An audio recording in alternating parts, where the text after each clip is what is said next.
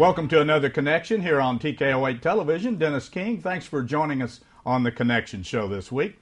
Each week we have individuals from various organizations come in to talk about what they're doing and how they impact our communities around the viewing area. And we have some really good, great organizations, and most of them are volunteer oriented. In other words, they need volunteers to help out to be successful, and we always like to push the fact that if you'd like to volunteer for any of these organizations, they always need extra help. Stay with us. Be back in a moment. We're going to talk with two individuals about a very important organization here in Harrison, Sanctuary. We'll be back.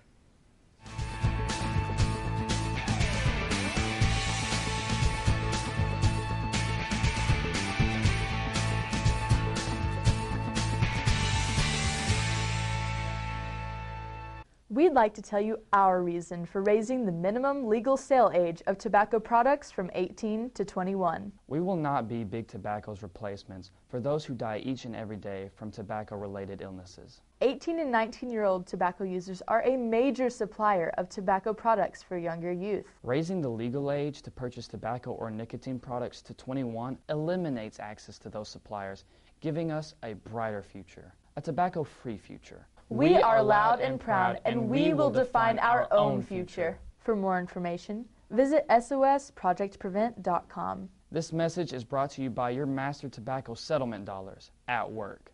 Hamilton Berger takes on MeTV's #1 attorney, Perry Mason. Any objection, Mr. Berger? I object. Objection. I object. Overruled. Will Hamilton Berger ever beat Perry Mason? Don't bet on it.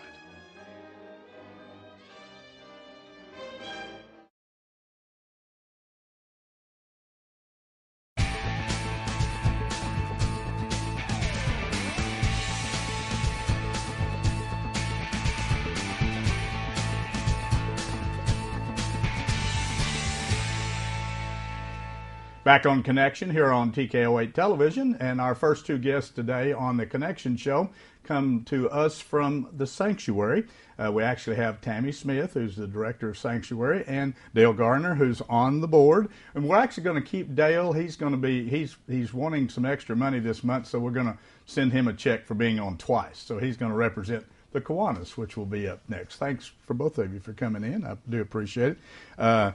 Tried to get a hold of you recently. You were gone, so we reconnected, and it's always good to have people. We haven't had anyone from the Sanctuary on the show in a while, so it's good to have you here. A lot of people don't understand about all these organizations and how they impact our communities that we live in, and Sanctuary is a very important one.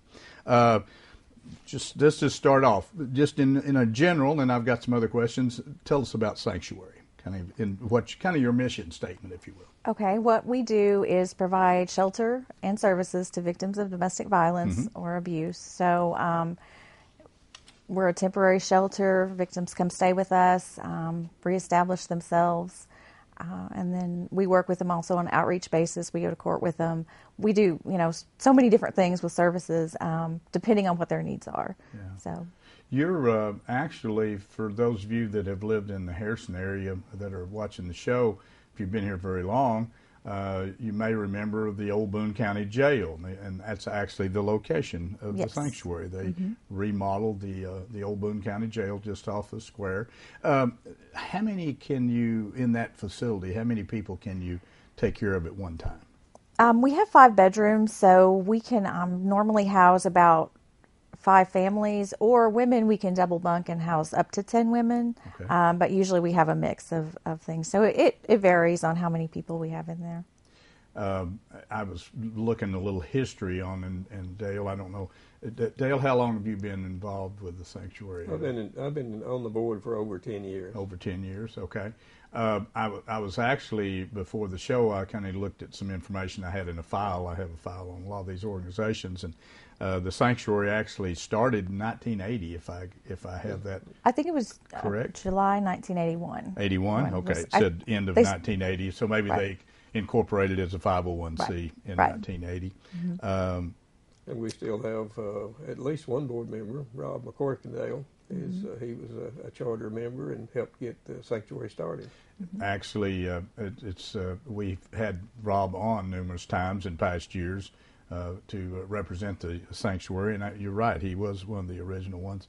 I was also looking at some information that I'd pulled up here, and you started which is your major, I guess, fundraising part, is your thrift store, thrift shop. Actually started in 2009, I think, when you started it. Where were you located in the thrift shop? Where did you start at? We started on the west side of the square, Okay. and then we moved to the south side of the square. Okay, so the thrift store is actually a very nice store. They moved over on the south side of the square where for those of you who may have been here again, remember Sims Drug Store. A lot bigger location there. Much bigger, yes. Yeah. I was kind of looking at some of the services. You really impact a lot of people in a 12-month period, and I'm talking about families and all ages. The one thing that I've noticed is that the way you interact, maybe you could elaborate a little bit, some of the organizations, and now, of course, Arkansas State Police Crimes Against Children is a big thing, but maybe elaborate a little bit on how it all works, how you get involved. So when a victim comes into us, depending on what their needs are, we refer them to other agencies. If they have children and there's abuse, we might refer them to Grandma's House. If there's a rape situation, there might be rape crisis called in. So we, take a victim in and ask them what happened, what do you need, and then we connect with other agencies so that they get everything that they need to rebuild their life. So, there's a lot of great agencies in town. We work with Mercy Mall, for instance. If they need furniture or clothing or something, we can also send them there.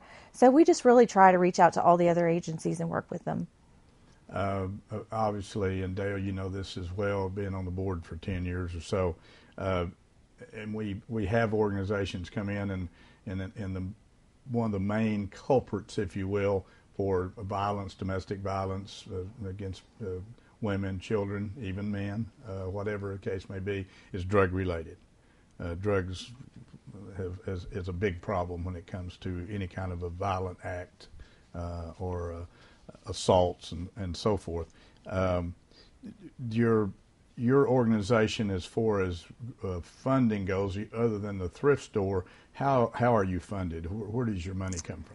We receive some federal funding, state funding. We get some foundation grants, and then community support. Okay, so that's several different areas. Dale, you've been, again, a board member for about 10 years. How's your board set up? How are you as far as the structure of the board? The structure of the board, we have president of the board, president, vice president, secretary, and I'm the fiscal officer. Okay. And then we have other board members who are committee chairs, and they have the responsibility of fundraising or making sure that the thrift shop operates the way it should. Okay. You used to have, I think, last time I looked, a 15-member board. Is that? Is it still for a 15-member board? 15-member board. Do you? How often do you meet? Every month, or? At the present time, we're scheduled to meet every month. Some months we don't meet. We don't meet in December, and usually we don't meet in July. Our fiscal year starts July 1, and so when we start July 1, it's the very beginning. Financial reports and all the reports the first month. So it's usually August is our first regular scheduled meeting that we have beginning in the fiscal year, and then we meet regularly throughout the year. Board meetings are always open to the public if anyone would like to come and attend. We have them scheduled on a regular basis. I know in looking at the history of the sanctuary, when you first started, you were made up. You had a lot of different diversity, if you will, within the board. Are you still that way? You try to get people that different walks of the community. Yes. Board is, we have a diversified board. We have, I believe we have almost an equal amount of men and women on the board. The women let us do the heavy lifting when we start working with the thrift shop and helping with fundraising and different things to do. Also, I know at one time when you first got going, you had representation from law enforcement and legal, and you still Yes. kind of mix it up as We best you try can? to keep as many as possible. And how long do you stay on the board? Stay on the board for 3 years. It's a 3-year term, and you have an option at the end of the 3 years to continue another 3 years. Right, right. And then our officers serve for a 2-year term. So the president is going to be president for 2 years, and then we rotate to another person.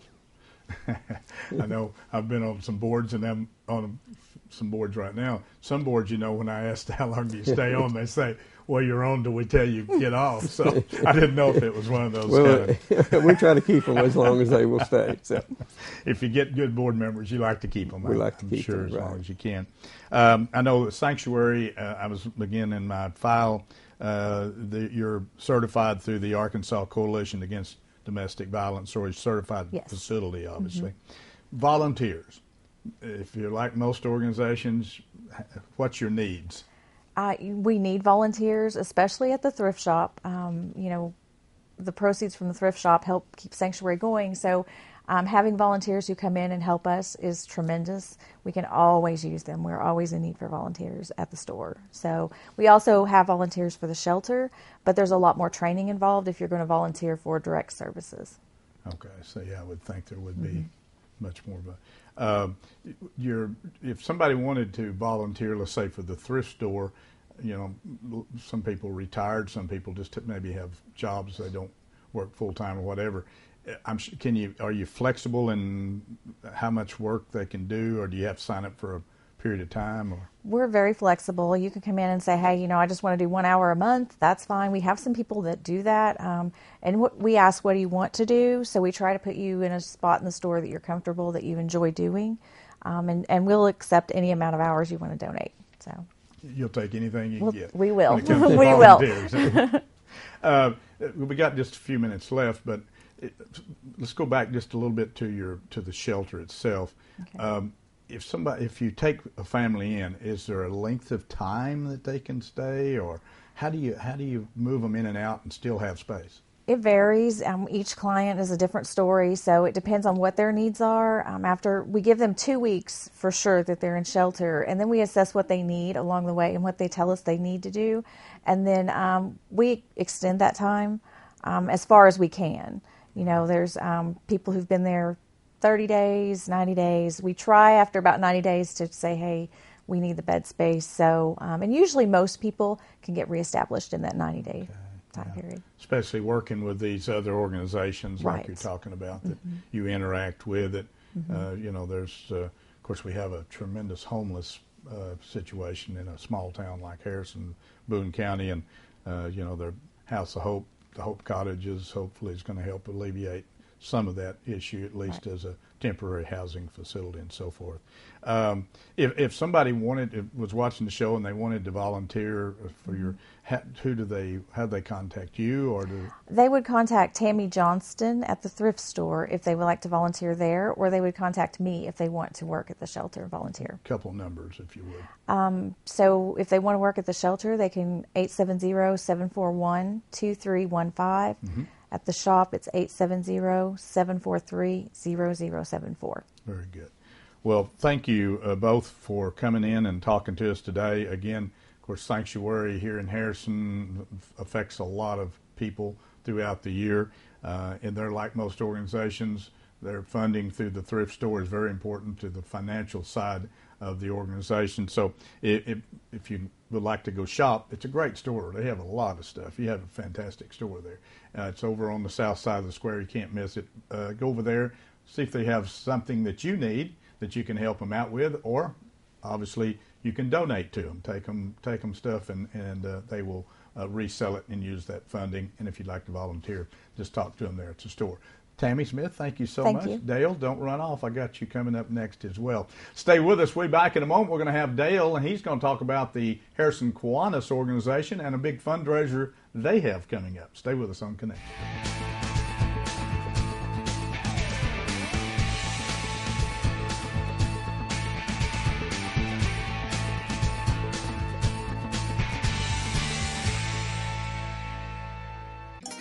We all need the help of a pharmacy from time to time. Sullivan Pharmacy would like to thank all their customers for supporting them as an independent local pharmacy. When you trade with an independent pharmacy, you deal with an owner that supports the local economy and charities. Visit Sullivan Pharmacy for any of your over-the-counter or prescription needs. It's important to keep helping those that help the community. Sullivan Pharmacy, 731 Main Street, Harrison, serving this area since 1965. Many things have changed over the years, and so has auto body repair. Even though Ozark Auto Body has been in business for over 30 years, they continue to change with the times. They believe protecting the environment is important and have done so by using environmentally friendly waterborne paint from PPG. This aligns with the technology used by original manufacturers and gives you a lifetime limited warranty. Quality PPG waterborne paint, ASC certified personnel, plus 24-hour towing service. Ozark Auto Body in Harrison, always taking pride in excellence.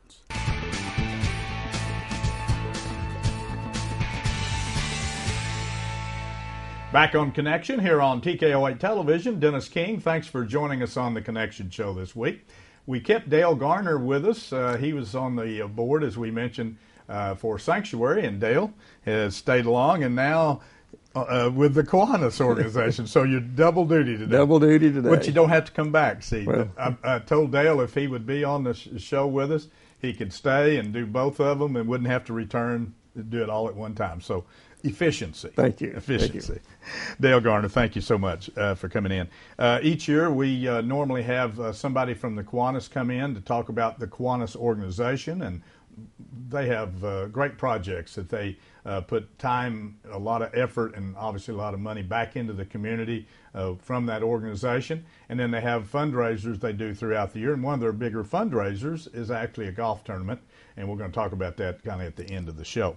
First of all, just a brief, Kiwanis. Dale, you've been involved. How many years have you been? I've been involved just a few, over 40.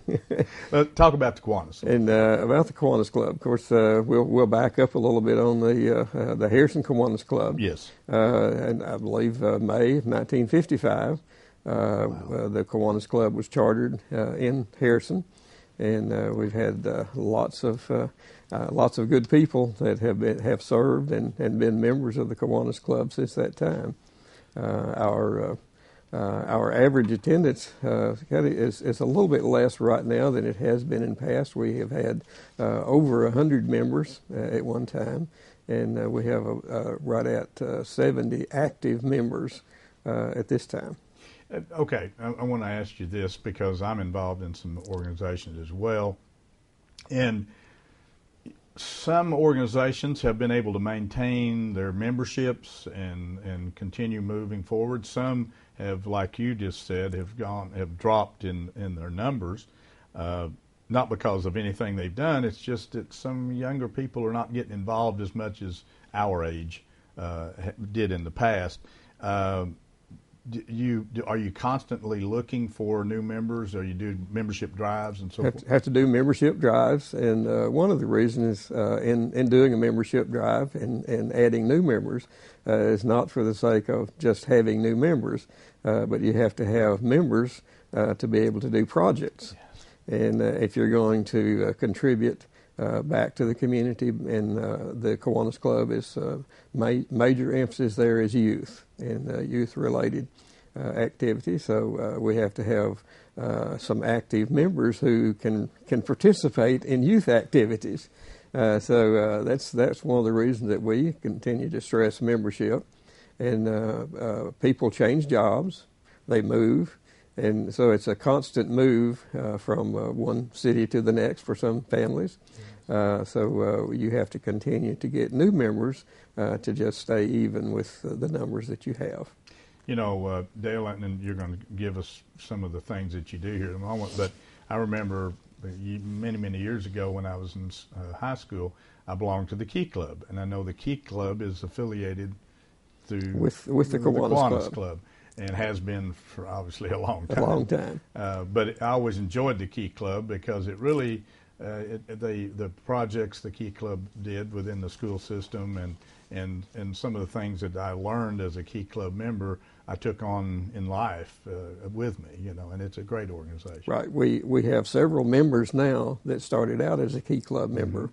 And some of our key club members have come back to be Kiwanis members and even lieutenant governors in the Missouri-Arkansas Kiwanis district. Wow. You've got your sheet there. Why don't let's talk about some of those projects. Okay, well, you have already mentioned key clubs, and I was just looking back over some of the history of our Kiwanis club. The Valley Springs Key Club was one of the first clubs, the first key clubs that was established out of the Harrison Kiwanis Club, and that was at Valley Springs. J.D. Barnett was a member of the Kiwanis Club. Got that one started within a couple of years. We had a key club in Harrison. And then from there, we had key clubs in Omaha, in Bergman, Lead Hill, Alpena, Valley, Harrison, and Jasper. Wow, nice. So we've had several, and at the current time we have 3 key clubs in the Harrison Club, and the Jasper Key Club is now part of the Jasper Kiwanis Club. Yeah, very nice. So, okay. and it was kind of in reverse. The interesting thing about the Key Club, the Jasper Key Club members were interested in what was happening with Key Club, and they said their parents needed to do something for Kiwanis in the town. So the Jasper Club was actually instrumental in getting the Key Club, getting the Kiwanis Club started, I'll be darned. instead of the Kiwanis getting the Key Club started. Just so that was in reverse. Just the opposite. Just the opposite. Okay. What's some of the others? And of course, Action Club. Action Club is a club for adults with disabilities, and that one is at Independent Living here in Harrison. We have about 30 members in their day services program there that come and participate, and they usually meet every week and have activities within Independent Living that they can do there. Okay. We also have a builders club that's at Valley, and Valley Springs Middle School has a builders club. Okay. And we're looking to start some other builders clubs in the area. And of course, new builders clubs, new key clubs requires some sponsorship, which comes back to our fundraisers, and we need members to volunteers. We need members to continue the process. Right. So we make it and then we give it away. Fishing Derby, you always still do that? Fishing Derby, we still do that. We have that one scheduled coming up in June, and we put catfish in Lake Harrison. We net a section of that off, and we'll put in 300 to 400 pounds of catfish each year with the Game and Fish Commission. And we have this is usually children, kids up through the 6th grade. Okay. And so it's a fun day. Lots of kids get to fish, and some get to catch their first fish there, and some even catch perch instead of catfish. Catch something. Anyway. They catch something. Okay. I will say this: a couple of the others here. Kiwanis. I'm on the Parks Commission. Also been involved in Harrison Consolidated Youth for many, many years. Kiwanis has always been a very big part of the youth programs in various ways, but particularly they've always been a sponsor of a field at Sports Complex ever since it became the McKesson Sports Complex years ago, and they always sponsor a boys and girls team. So, and very appreciative of right, and with the youth activities, that's one of our main programs, one of our major emphasis programs. Yeah. I guess when we look at the majority of what we do, we're coming back to scholarships. Yes. And scholarships is a big portion of what we do.